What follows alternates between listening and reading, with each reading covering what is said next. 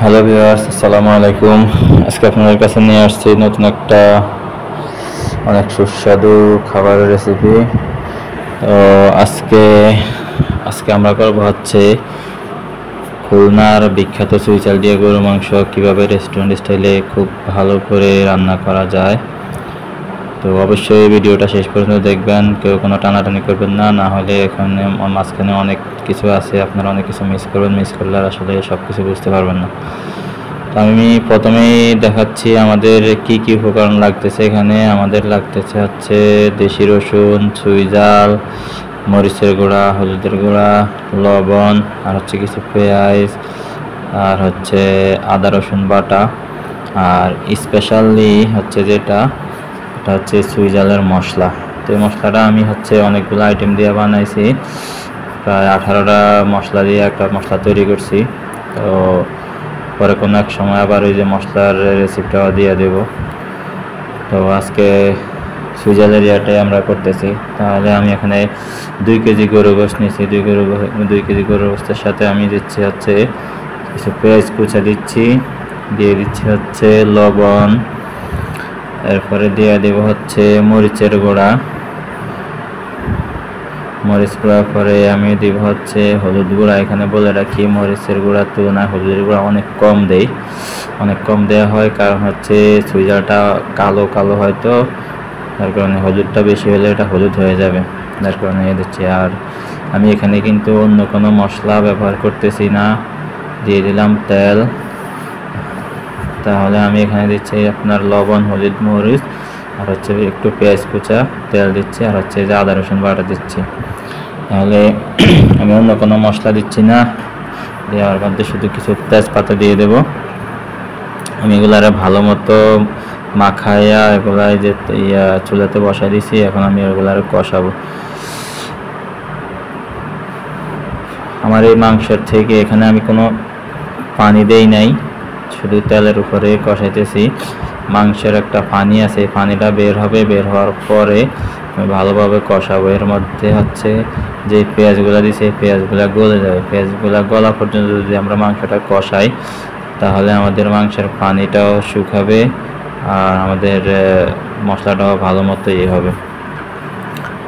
হচ্ছে আমাদের যেই দেশি রসুন বা চুইঝাল আর হচ্ছে চুইঝালের যে মশলাটা, এগুলো আমরা ভাগে ভাগে দেব, দাপে দাপে, কারণ একবারে এগুলা দেওয়া হয় না, সব কিছু একটা আছে। তাহলে যে আমাদের যে কষানো প্রায় হয়ে আসছে, এখন দেখেন পেঁয়াজ কিন্তু অনেকটা গলে গেছে। পেঁয়াজ অনেকটা গলে যাওয়ার পরে এখানে হচ্ছে যে এই পানিটা, মাংসের যে একটা পানি ছিল, পানিটাও বের হয়ে পানিটাও শুকিয়ে আসছে। এখন আমি দেশি রসুন দিয়ে দিলাম। দেশি রসুনগুলো আমি এখন দেওয়ার কারণ হচ্ছে এটা একটু ফ্রাই হবে। এখন হচ্ছে এটা একটু হালকা একটু ফ্রাই হবে।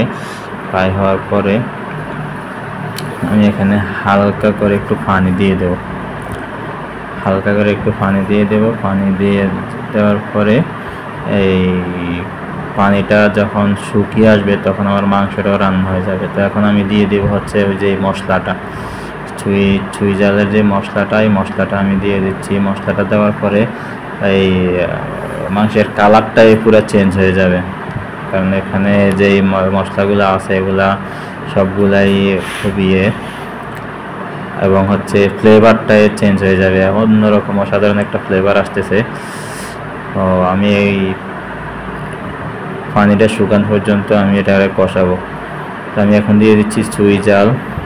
সেই চুইঝাল আমি এগুলো আগে থেকেই পিস পিস করে ধুয়ে রেখে দিয়েছি, এখন আমি দিয়ে দিলাম। এখন হচ্ছে আমার এই যে পানিটাও শুকিয়ে আসবে, আমার মাংসটাও হয়ে যাবে, রসুন এবং চুইঝালটাও এগুলার মাংসের সাথে কম্বিনেশন হয়ে যাবে। তো আপনারা বাসা বাড়িতে অথবা যেখানে যেভাবেই করেন, ঠিক এইভাবে ধাপে ধাপে করবেন। অবশ্যই একবার যে এই মাংস খাবে, সে আবার খেতে ইচ্ছে করবে, সে আবার খাবেই নিশ্চিত। আমার রসুনটাও প্রায় সিদ্ধ হয়ে গেছে, এই যে একবার নরম হয়ে গেছে। তো আমি এখন আরেকটু জলটা কমাবো, আরেকটু কষানোর পরে আমি চুলাটা বন্ধ করে দেব। আমার মাংস প্রায় রেডি। আর একটু হালকা কষানোর পরে আমার মাংসটা রেডি হয়ে যাবে। এরপরে আপনারা যে যার মতো করে সার্ভ করে নিয়ে, আমার মাংসটা রেডি হয়ে গেছে। দেখেন মশলার কম্বিনেশান একেবারে মাংসের সাথে, ওই রসুনের সাথে, চুইঝালের সাথে একবারে মিশে মাংসগুলো একেবারে জুসি। দেখেন কি সুন্দর মশলাটা একবার পুরা এই মশলাময়। এখানে যে আমি সার্ভ করতেছি একদম পুরাপুরি দেখেন কি অস্থির কালার। এই ফ্লেভারটাই অন্যরকম আসতেছে। আমি ফ্লেভারটা যে নিতেছি আমি সহ্য করতে পারতেছি না।